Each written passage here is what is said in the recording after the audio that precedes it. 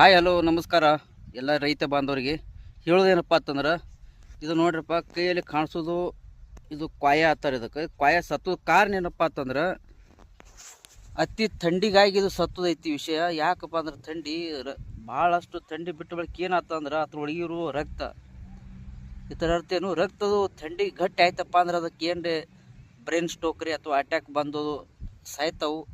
ಆದ ಕಾರಣ ಇದ್ರ ಬದಲು ಹೇಳು ಸಕಾಸ್ತಿನಿಕೆ ನಮ್ಮ ರೈತ ಬಾಂಧವರು ಯಾವುದು ದನ ಕರ ಆಗಲಿ ಆಡ ಮರಿ ಆಗಲಿ ತಾವು ಕೂಡ ಆಗಲಿ ವ್ಯವಸ್ಥಿತ ಮನೆಯಲ್ಲಿರ್ರಿ.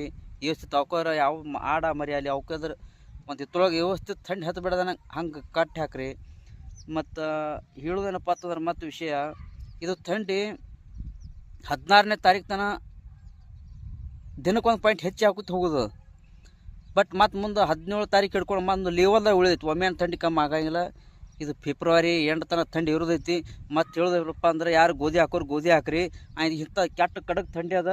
ದಾಳಿಂಬೆ ಮತ್ತು ದ್ರಾಕ್ಷಿ ಅವ್ರು ಕೂಡ ಅಲ್ಲಿ ಸೀರಾ ಜಿಗಿ ಬೀಳೋ ಹೆಚ್ಚು ಚಾನ್ಸ್ ಇರ್ತೈತಿ. ಆದ ಕಾರಣ ಅವ್ರ ಹತ್ರ ಬದಲ ಚಲೋ ಔಷಧ ಹೊಡ್ಕೊತವ್ರಿ. ಮತ್ತು ಹೇಳೋದೇನಪ್ಪ ಅಂದ್ರೆ ರೈತರಿಗೆ ಈಗ ಜ್ವಾಳ ಇರ್ತಾವೆ. ಇಂಥ ಥಂಡಿ ವಾತಾವರಣದಾಗ ಯಾರು ಕೂಡ ನಿಮ್ಮ ತೋಟ ಅಲ್ಲಿ ಎರಿ ಭೂಮಿ ಅಲ್ಲಿ ಕರಿ ಭೂಮಿ ಅಲ್ಲಿ ನಮ್ಮ ಬಿಜಾಪುರ ಡಿಸ್ಟಿಕ್ ಮತ್ತು ನಮ್ಮ ಜತ್ ತಾಲೂಕಾಗ ಹೇಳಕ್ಕೆ ನಾ ಇಷ್ಟಪಡ್ತೀನಿ. ಇನ್ನಾಕನೇ ಜ್ವಾಳಿ ಒಟ್ಟ ನೀರು ಬಿಡ್ಲಾಕ ಹೋಗ್ಬೇಡ್ರಿ. ಬಿಟ್ರಪ್ಪ ಕೆಟ್ಟ ಕರಿ ಜಿಗಿ ಬಿದ್ದು ಕಣಿಕೆ ಕರ್ಗೆ ಹೊಡೆದು ಹೋಗ್ತದೆ. ಏನು ಉಪಯೋಗ ಇಲ್ಲ. ಅಜೆ ಬಾತ್ ಯಾರು ನೀರು ಬಿಡ್ಲಾಕ ಹೋಗ್ಬೇಡ್ರಿ ಇಟ್ಟು ಹೇಳಿ ನಿಂದಿರ್ತೀನಿ. ಇದು ಈ ವಿಡಿಯೋ ನಿಮ್ಗೆ ಇಷ್ಟ ಆದರೆ ನನ್ನ ಐಡಿಗೆ ಫಾಲೋ ಮಾಡಿ ಸಬ್ಸ್ಕ್ರೈಬ್ ಮಾಡಿ. ಯೂಟ್ಯೂಬ್ದಾಗ ಇದಕ್ಕೆ ಚಲೋ ವಿಡಿಯೋ ಇದಾವೆ. ಗೋವಿಂದ ಗಳಿವತ್ತೊಂದು ಆ ಚಾನಲ್ ಸರ್ಚ್ ಮಾಡಿ ನೀವು ಫಾಲೋ ಮಾಡಿ, ಸಬ್ಸ್ಕ್ರೈಬ್ ಮಾಡಿ, ಶೇರ್ ಮಾಡಿ, ಲೈಕ್ ಮಾಡಿ. ನಾನು ನಿಮ್ಮ ಗೋವಿಂದ ಗಳಿವಿ ಸಂಕ್. ಬಾಯ್.